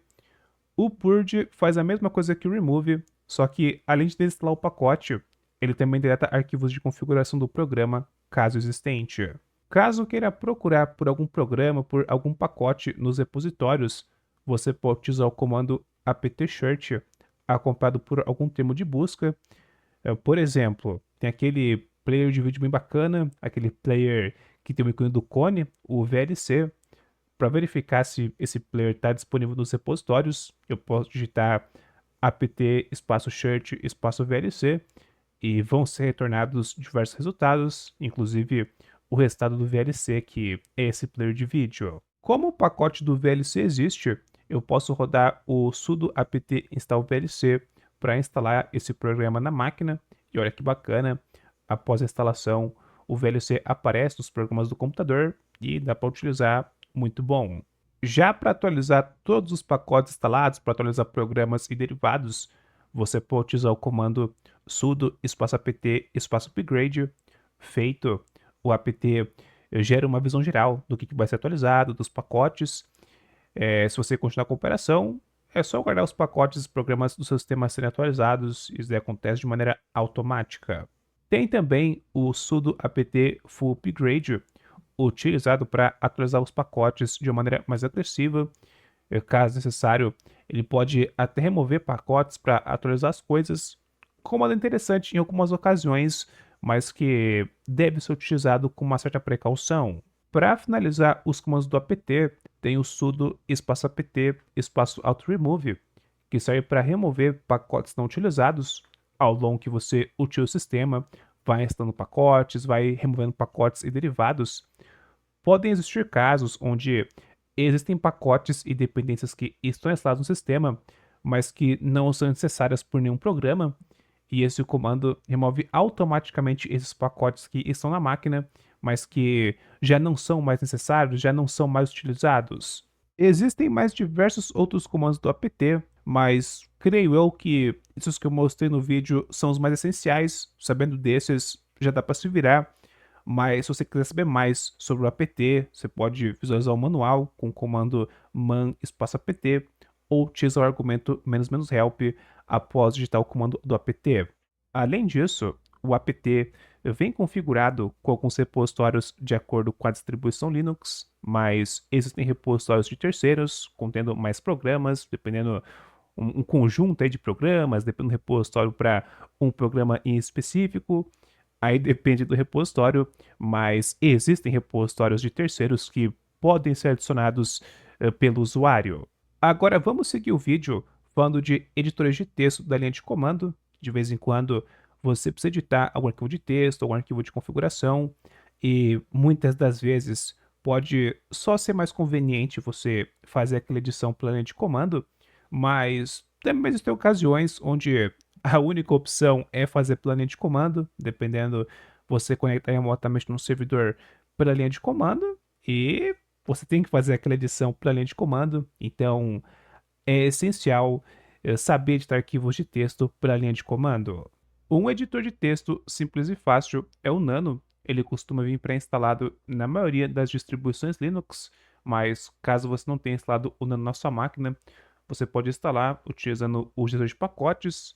Aqui no apt, por exemplo, dá para instalar utilizando o sudo apt install nano. No Ubuntu, o Nano já veio pré-instalado, e se eu tentar rodar o comando para instalar, vai falar que o Nano já está instalado. Para abrir um arquivo com o Nano, é só digitar Nano, acompanhado pelo caminho do arquivo que você quer abrir. Se você quiser criar um novo arquivo, você pode especificar o nome do arquivo direto, ou então, se você quiser criar esse arquivo em algum outro lugar, você especifica o caminho de onde você quer que aquele arquivo seja salvo. Nesse vídeo, para mostrar para vocês o funcionamento do Nano, eu vou criar um novo arquivo, vou digitar aqui nano lista.txt, para a gente criar aí um arquivo com o nome de lista.txt. Como eu não especifiquei nenhum caminho, esse arquivo vai ser criado na pasta atual, no arquivo com o nome de lista.txt. Com o Nano aberto, você pode escrever e editar o arquivo de texto da maneira que quiser. dá para digitar livremente, e se você quiser navegar pelo texto, você pode utilizar as setinhas do teclado. Na parte de baixo do terminal, tem alguns atalhos com o Nano, atalhos para algumas ferramentas, algumas funções aí do editor de texto. Perceba que alguns atalhos é mostrado uma seta para cima, esse acento circunflexo, e basicamente esse acento aqui no editor de texto significa a tecla Ctrl. Por exemplo, tem ali um menu de Help, o menu de ajuda do Nano. E para acessar esse menu, é o acento circunflexo acompanhado pela letra G, ou seja, para a gente acessar esse menu, é só apertar a tecla Ctrl junto com a tecla G para abrir o menu de ajuda. E perceba que ao rodar esse comando, ao rodar esse atalho, a gente é mandado para a tela de ajuda do Nano. Beleza, bacana, estamos aqui com o menu de ajuda aberto, mas agora eu quero sair desse menu. Você pode ver mais uma vez, ali na parte de baixo do terminal, tem um atalho para sair do menu de ajuda, e esse atalho é o acento circunflexo junto com a letra X, ou seja, para sair desse menu de ajuda, é só apertar a combinação de teclas Ctrl junto com a tecla X para sair do menu de ajuda, e perceba que após rodar essa sequência de comandos, a gente volta para o editor de texto e pode seguir editando o arquivo de texto. Tem alguns atalhos que começam com a letra M. Normalmente esses atalhos, quando aparecer aí, quando estiver começando com a letra M, normalmente significa a tecla Alt. Então a tecla Alt é acompanhada por alguma outra tecla. Caso queira copiar e colar texto no terminal, você pode utilizar a combinação de teclas Ctrl Shift C para copiar texto e Ctrl Shift V para colar texto. Isso daqui vale para o terminal de maneira geral, não é algo específico do Nano ou algo do tipo. Para sair do Nano e salvar o arquivo com o texto digitado, a gente pode marcar a opção Exit pressionando as teclas Ctrl e X. Pressionado, o Nano pergunta para você se você quer salvar o arquivo. Para salvar, caso você esteja utilizando o Nano, caso sua máquina estiver em português, vai aparecer a opção S de sim para salvar o arquivo e a opção de N de não para não salvar. Caso sua máquina esteja em inglês, caso o seu Nano esteja em inglês, vai aparecer para apertar Y para salvar e N para não salvar. Aqui nós queremos salvar, então marca a opção de salvar, depois escreve o nome do arquivo que vai ser salvo. Como a gente já especificou o nome do arquivo lá na hora de abrir o Nano, ele já define o nome do arquivo automaticamente, mas se você quiser, você pode alterar o nome do arquivo. Aqui eu não vou alterar, porque já estou utilizando o nome especificado e eu vou deixar assim mesmo. Aí é só apertar Enter para sair do Nano e salvar as alterações no arquivo. O Nano é relativamente fácil de utilizar e dá conta do recado para editar arquivos de texto, mas existem outros editores. Outro editor bem popular e bem maneiro é o Vim. A gente tinha instalado o Vim anteriormente lá na parte dos comandos do apt, mas caso não tenha o Vim instalado, você pode instalar na sua distribuição, caso esteja numa distribuição com base no dev, uma distribuição que traz o apt, você pode rodar o sudo apt install vim. Para abrir um arquivo de texto com o Vim, é a mesma coisa do Nano, escreve Vim na linha de comando, acompanhado pelo caminho do arquivo que você quer editar, ou pelo nome do arquivo, caso ele esteja na mesma pasta. Agora, se você quiser criar um novo arquivo, você pode só especificar o nome do arquivo desejado. Aqui eu vou querer criar um novo arquivo, então eu vou digitar vim, acompanhado pelo nome do arquivo que vai ser criado. E eu vou criar aqui um arquivo com o nome de lembretes.txt. Vim iniciado, perceba que as coisas são um pouco diferentes. Esse editor de texto tem uma certa curva de aprendizagem. Se você quiser aprender o Vim para valer, eu recomendo assistir ao vídeo específico sobre o Vim, ver aí artigos, tutoriais. Tem bastante conteúdo na internet sobre. De qualquer maneira, eu vou mostrar o básico do básico. Ao abrir um arquivo no Vim, perceba que são mostrados diversos símbolos de til ao longo das linhas. Aqui no Vim, esse símbolo de til significa que aquela linha não existe. É uma maneira visual de informar para o usuário o fim do arquivo. Como a gente não escreveu nada na tela, e esse arquivo foi criado do zero, né, um arquivo em branco, a tela vai ficar preenchida com esses símbolos de til, então é normal. Para controlar as operações no Vim, a gente aperta a tecla ESC, e para escrever texto, por exemplo, a gente aperta ESC depois aperta a tecla I para trocar os modos do Vim e entrar no modo de inserção de texto. Quando você está no modo de inserção, você consegue digitar normalzinho, como se fosse o Nano padrão. Para copiar linhas, você pode apertar a tecla ESC para sair do modo de inserção e apertar a tecla Y duas vezes e depois apertar a tecla P para colar as linhas. Dá para deletar linhas pressionando a tecla D duas vezes. Dá para deletar caracteres fora do modo de inserção utilizando a tecla X. Dá para entrar no modo visual pressionando a tecla ESC acompanhado pela tecla V e você consegue selecionar a parte do texto. E se você quiser copiar essa parte do texto, você pode apertar a tecla Y e depois colar utilizando a tecla P. Para fechar o Vim, podemos apertar a tecla ESC, depois digitar dois pontos. E agora, depende do que você quer fazer. Se você quer sair do editor sem salvar as mudanças no arquivo, sem salvar o texto no arquivo, você pode digitar dois pontos, que exclamação.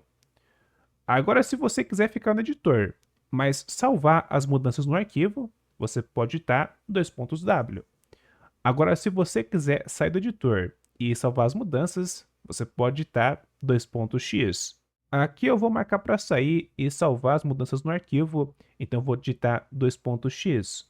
Arquivo salvo, dá para visualizar o arquivo final utilizando o comando cat acompanhado pelo nome do arquivo, que nesse caso ficou cat lembretes.txt, e verifique que as mudanças realmente foram salvas no arquivo. O Vim é um editor poderoso, mas tem uma curva de aprendizagem. Se você é iniciante no mundo Linux, o Nano vai servir para a maior parte das coisas, vai conseguir editar arquivos de texto, vai dar conta do recado. Mas se você quer se aprofundar, quer aumentar aí a sua produtividade com editores de texto no mundo Linux, na linha de comando, eu recomendo aprender algum desses editores mais poderosos, como o próprio Vim, ou então o Emacs, que também é um ótimo editor. Ambos editores são ótimos e eu acho que vale a pena aprender o básico dos dois. O Vim e o Emacs têm meio que uma certa rivalidade nessa comunidade mais entusiasta. Até o Google entrou nessa brincadeira. Se você acessar o Google em inglês e pesquisar por Vim, a busca informa se você não queria pesquisar por Emacs. Agora, se você procura por Emacs, é informado. Se você não quer corrigir a busca para Vim, tá aí uma curiosidade bem bacana. Agora, pessoal, vamos falar de pipes. Pipes são uma maneira de rodar vários comandos de uma única vez. Eu acho mais fácil entender isso daqui na prática, então vou mostrar aqui um exemplo. Vamos criar um arquivo de texto com o Nano e vamos imaginar que esse arquivo de texto vai ser o controle de estoque de uma loja. Então eu vou criar um arquivo de texto com o nome de estoque.txt. Então ficou aí nano espaço estoque.txt. Vou escrever nesse arquivo uma lista de estoque, que vou imaginar uma lista de estoque de alguns itens. Vou colocar os itens separados por linha. E primeiro eu vou colocar o item, no caso é o nome do item, e depois a quantidade desse item no estoque. Então vai ficar algo como carregador igual 5, indicando que existem 5 carregadores no estoque. Depois cabo USB igual 6, indicando que existem 6 cabos USB no estoque. E assim vai indo, vou inventar aqui diversos itens nesse estoque imaginário. Prontinho, podemos visualizar essa lista de estoque com o comando cat acompanhado pelo nome do arquivo e aparece os arquivos da lista. Perceba que a lista de estoque mostra vários itens. Essa lista que eu fiz ainda é pequena, mas imagina uma lista gigantesca com mais de, sei lá, 1000 linhas, 2000 linhas.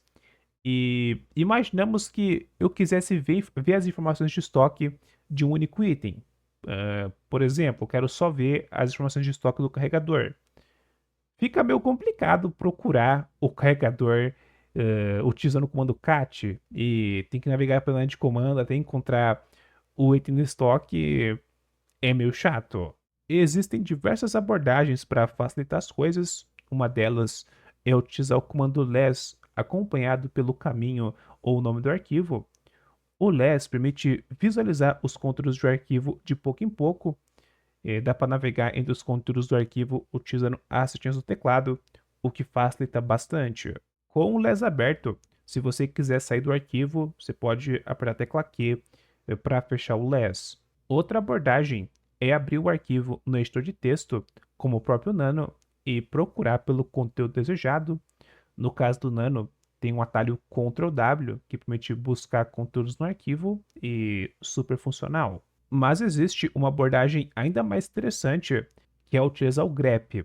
O grep é um comando da linha de comando que permite filtrar texto. O que a gente pode fazer é ler os conteúdos do arquivo stock.txt utilizando o cat e depois passar o resultado do cat, né, os conteúdos do arquivo, para uma filtragem com o grep e filtrar somente as linhas que contêm um termo em específico. Fazer isso é bem simples. Primeiro, vamos ler os conteúdos do arquivo stock.txt utilizando o comando cat stock.txt.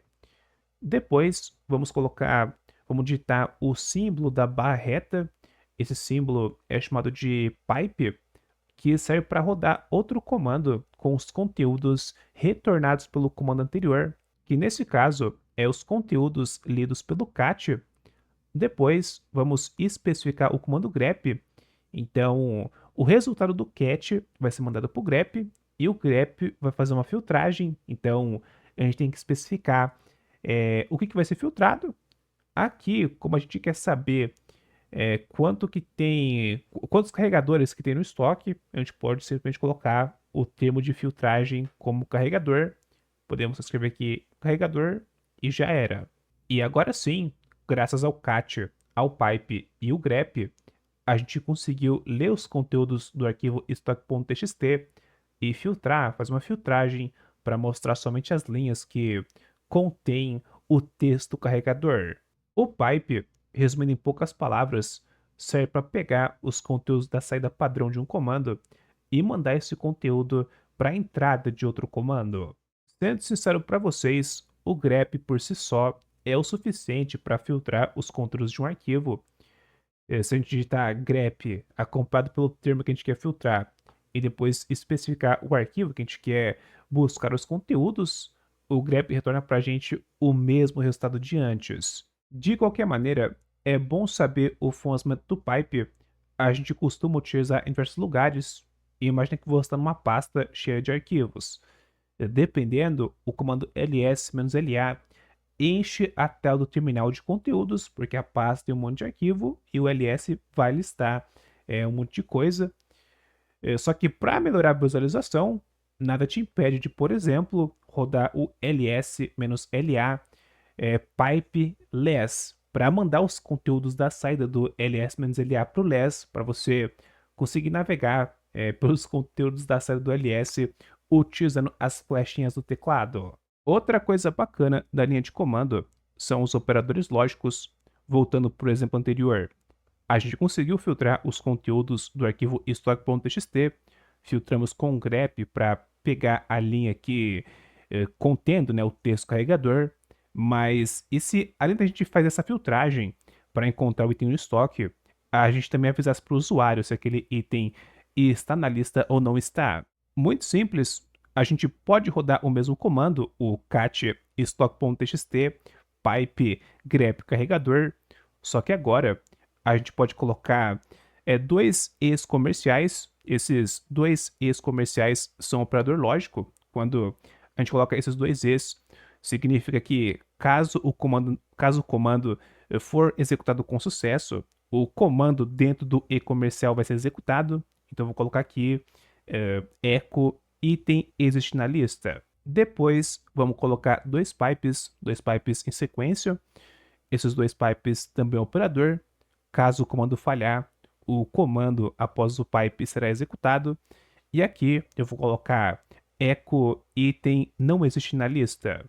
Dessa forma, o comando cat vai ler os conteúdos do stock.txt e vai passar os conteúdos para o grep, nesses conteúdos para o grep, que vai filtrar os conteúdos buscando por linhas contendo o carregador. Se alguma coisa foi encontrada, no caso alguma linha contendo o carregador foi encontrada, o grep vai mostrar na tela o resultado e o comando dentro dos e's comerciais vai ser executado, mostrando na tela item existe na lista, porém, também foi especificado 2 pipes.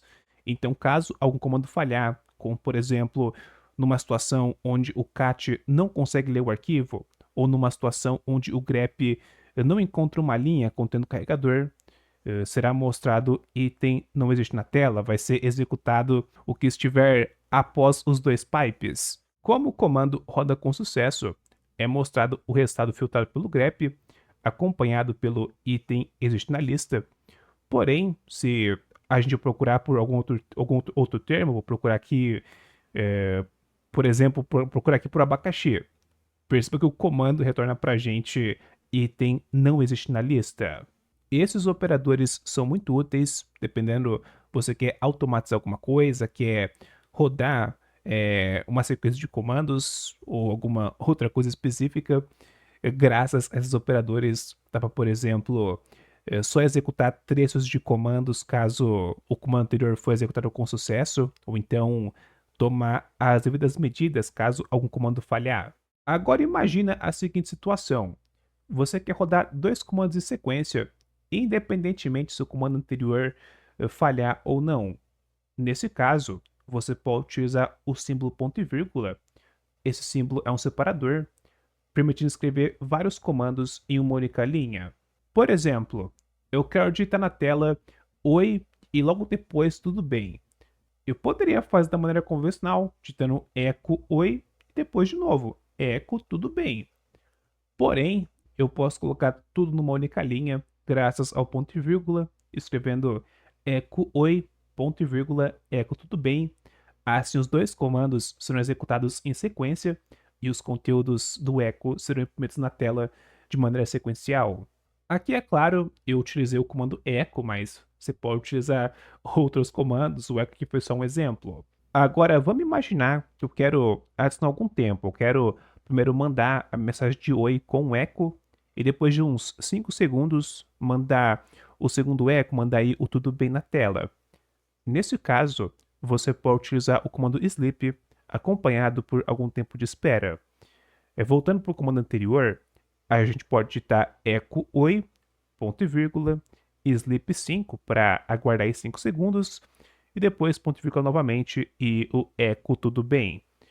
Perceba que dessa vez o comando roda, primeiro é mostrado na tela o texto oi, depois tem um tempo de espera de 5 segundos, para só depois ser mostrado o texto tudo bem. Mas imaginamos que, sem querer, eu coloquei um tempo de espera maior, coloquei um tempo de espera muito longo. Vou rodar aqui o comando de novo, só que eu vou até trocar o tempo, botar aqui 60 segundos para esperar 1 minuto. Agora, a gente tem que esperar 1 minuto pro eco tudo bem ser executado, mas nesse meio tempo, eu mudei de ideia. Eu não quero esse tempo de espera de 60 segundos, achei um tempo muito longo. Poxa, para eu mudar esse tempo de espera, eu tenho que esperar o comando ser rodado por completo para eu conseguir acessar a linha de comando novamente, para eu conseguir editar comandos no terminal. E só depois desse tempo passar que eu vou conseguir mudar o tempo e rodar o comando novamente, o que é meio chato. Nesse caso, a gente pode cancelar a execução do comando utilizando a combinação de teclas Ctrl+C, que é um atalho da linha de comando para cancelar as operações, para cancelar alguma coisa, alguma operação, algum programa que estiver rodando atualmente nessa instância do terminal. E perceba que após utilizar a combinação Ctrl+C, o script que estava sendo executado foi interrompido e voltamos a ter o controle da linha de comando novamente e podemos digitar os comandos sem problemas. Aí alguns podem se perguntar, mas e se eu quiser copiar e colar conteúdos no terminal? Se o atalho Ctrl+C é para cancelar, como que eu copio comandos de outros programas e colo no terminal? Ou vice-versa, como que eu copio textos do terminal e colo no próprio terminal, ou então colo em outros programas? Aqui no vídeo, agora há pouco, eu tinha mostrado como que copia e cola textos. A gente tinha utilizado o Nano para copiar e colar textos. E essa combinação de teclas, o Ctrl+Shift+C para copiar texto do terminal e a combinação de teclas Ctrl+Shift+V para colar texto, ela funciona para o terminal de maneira geral. Você pode copiar textos, só selecionar o texto que você quer copiar, pressionar a combinação Ctrl+Shift+C para copiar o texto e para colar Ctrl+Shift+V. Só fique esperto que essa combinação é para a linha de comando, é para o programa de terminal. Se você quiser copiar, por exemplo, algum texto no navegador, você vai utilizar a combinação Ctrl+C e vai colar esse texto no terminal utilizando Ctrl+Shift+V. Agora, se você quiser copiar algum conteúdo do terminal para algum programa da interface gráfica, você vai copiar o texto com o Ctrl+Shift+C e vai colar nesse outro programa, prestando a combinação Ctrl+V. Outra combinação de teclas muito utilizada é o Ctrl+D, que serve para encerrar a instância atual da linha de comando. Por exemplo, quando a gente abre o aplicativo de terminal, o próprio app de terminal roda o shell, vai rodar aí o interpretor de comandos, que na maior parte dos casos, por padrão, né, costuma ser o bash. Então, o terminal vai rodar em cima de uma instância do bash. E olha que interessante, eu estou aqui nessa instância do shell, nessa instância do bash, e eu vou digitar o comando bash na linha de comando. Ou seja, eu vou iniciar outra instância do shell, vou iniciar outra instância do terminal, e nessa instância eu vou navegar por alguma pasta. Vou digitar aqui cd, de exemplo, vou entrar na pasta raiz do sistema, usando o comando cd barra. Perceba que o comando cd roda com sucesso, a gente é enviado para a pasta raiz, padrão, mas agora, se a gente pressionar a combinação de teclas Ctrl D para encerrar essa instância, encerrar aí essa instância da linha de comando, após encerrar, a gente volta para a sessão anterior. Uma sessão, uma instância que ainda não navegou para a pasta raiz. Ela voltou do mesmo jeito que estava anteriormente, antes da gente iniciar a outra instância. Normalmente, o programa de terminal precisa de uma instância do shell, precisa de uma instância da linha de comando para poder funcionar. Então, se o terminal estiver com uma única instância da linha de comando iniciado, do shell iniciado, se a gente pressionar a combinação de teclas Ctrl D, perceba que a maioria dos programas de terminal eles vão ser encerrados automaticamente após utilizar essa combinação de teclas. Essa combinação é muito útil, dependendo, você conecta numa máquina remotamente pela linha de comando, utilizando ferramentas como o SSH, conectou na máquina remotamente, tem acesso lá à linha de comando daquela máquina, mas dependendo, você finalizou o que você tinha que fazer com aquela máquina e você quer voltar para o terminal da sua máquina atual, você pode simplesmente encerrar aquela instância da linha de comando, pressionando a tecla Ctrl D, para sair da linha de comando da máquina remota e voltar a utilizar a linha de comando da sua máquina. Para finalizar o vídeo, vamos falar de Shell Script, que resumindo em poucas palavras, é um arquivo de texto que costuma finalizar com .sh, é um arquivo que tem a extensão .sh, e é um arquivo que contém uma sequência de comandos, e quando o usuário rodar aquele arquivo, essa sequência de comandos vai ser executada. Nesse vídeo, eu vou mostrar o mínimo do mínimo sobre Shell Script, vai ser algo bem raso, só para você entender mesmo o que é um arquivo Shell Script e ter uma noção do que é esse tipo de arquivo, porque Shell Script já é um assunto a mais, é um assunto adicional, um assunto que envolve diversas coisas, tem lógica, tem variáveis, tem um monte de coisa, tem bastante assunto, e se eu fosse colocar isso aqui nesse vídeo, esse vídeo ia ficar ainda mais longo. Como eu tinha comentado lá no começo do vídeo, a shell que a gente está utilizando, o interpretador de comandos que a gente está utilizando é o bash, é o Bourne Again Shell. A gente pode confirmar isso utilizando o comando echo espaço cifrão shell. Cifrão shell é uma variável para o shell atual. Variáveis começam aí com cifrão. E como vocês podem ver, aparece o caminho do bash no sistema, que normalmente fica em /bin /bash. Dependendo da distribuição, pode ser que seja um caminho diferente, mas costuma ser /bin /bash. Ou seja, o shell atual, o interpretador de comandos, essa linha de comando que a gente está utilizando, está no sistema e está nessa pasta, /bin /bash. É um programa, é uma aplicação. Agora vamos criar um arquivo shell script utilizando o nano com o comando nano script.sh. Shell Script costuma ter essa extensão, esse .sh no final. Com o editor aberto, a primeira linha de um arquivo Shell Script é o que é chamado de... eu não vou saber falar que é o certo, se é shebang, shebang, hashbang, é alguma coisa assim, que é basicamente uma indicação de qual shell aquele arquivo Shell Script deverá ser executado. Aqui, como a gente está utilizando o bash, temos que declarar o caminho do bash. Para fazer essa declaração, é só digitar hashtag exclamação e especificar o caminho do bash, como eu tive anteriormente. Na maioria das distribuições é o /bin/bash. Prontinho, as próximas linhas podem ser utilizadas para escrever comandos e programar utilizando o Shell Script. Por exemplo, eu vou colocar o comando echo olá, bem simples mesmo. Feito, vamos salvar o arquivo. Vou salvar aqui o arquivo apertando as teclas Ctrl X, marcar para salvar e escrever os dados no arquivo original. Agora vamos rodar esse shell script. A gente pode simplesmente rodar o comando /, acompanhado pelo nome do arquivo shell script, que nesse caso é o arquivo script.sh, então ficou /script.sh, mas se o arquivo estiver em algum outro lugar, você tem que especificar o caminho. Perceba que ao rodar o arquivo shell script vai dar uma mensagem de erro, vai falar alguma coisa de permission denied, e tá certo, porque a gente criou o arquivo, mas não deu as permissões de execução para esse arquivo script.sh e vai dar erro de permissão mesmo. Dá para confirmar isso rodando o comando ls-la e visualizar as permissões do arquivo script.sh. Perceba que na parte das permissões do dono do arquivo, que no caso é o nosso usuário, a gente não tem a permissão de X, e é necessária essa permissão de X para poder executar o arquivo. Então vamos dar as permissões para esse arquivo utilizando o chmod. Então chmod, aqui eu quero dar as permissões para o usuário, então vou especificar o U, dar as permissões para o usuário que é dono do arquivo. Como eu quero conceder permissões, eu vou adicionar o símbolo de mais e acompanhado pela letra X para conceder as permissões de execução.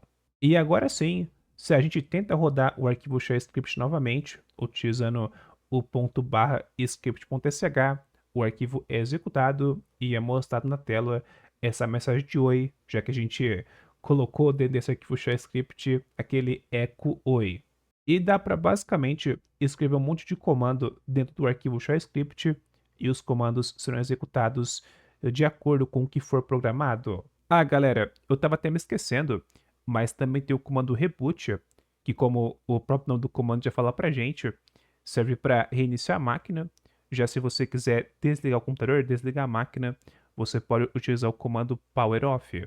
Ambos comandos, dependendo da distribuição, talvez seja necessário privilégios de root para conseguir utilizar o reboot e o power off pela linha de comando.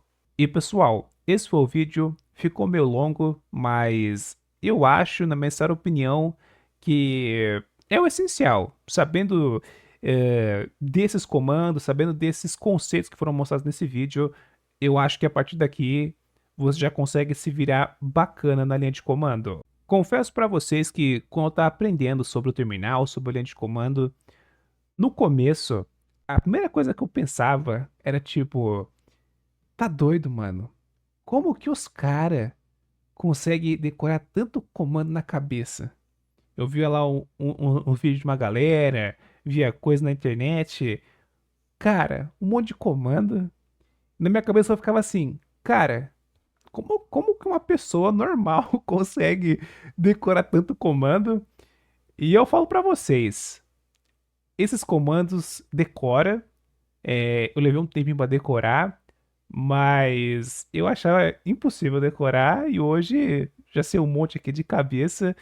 Eu acho que o começo, muita gente pode se assustar, ver tanto comando, pode achar a linha de comando difícil, pode ter, sei lá, um certo medo da linha de comando, mas cara, é uma ferramenta incrível, dá pra fazer tanta coisa e não tenha medo da linha de comando, decorar os comandos, ver como que entender, né, algumas operações básicas da linha de comando No começo pode ser meio complicado, mas ao longo que você vai praticando, ao longo que você vai utilizando, ao longo que você vai interagindo com a linha de comando, as coisas vão ficando mais fáceis e, cara, quando você se acostuma, é uma ferramenta incrível.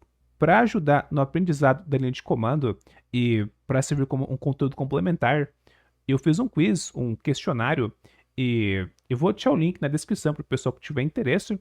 Esse questionário contém diversas perguntas de assuntos que foram mostrados nesse vídeo, o que tal comando faz, para que serve tal comando, e assim vai indo. Diversas perguntinhas, pode ser interessante para quem quer praticar, reforçar o conhecimento aprendido nesse vídeo, ou até testar o seu conhecimento na linha de comando. E assim, galera, isso daqui é o essencial da linha de comando, o essencial para você conseguir se virar ao longo que você vai utilizando a linha de comando. Você pode se deparar com uma situação ou outra onde você não sabe o que fazer, aí tem que pesquisar, tem que aprender coisas novas. Infelizmente, não tem muito o que fazer.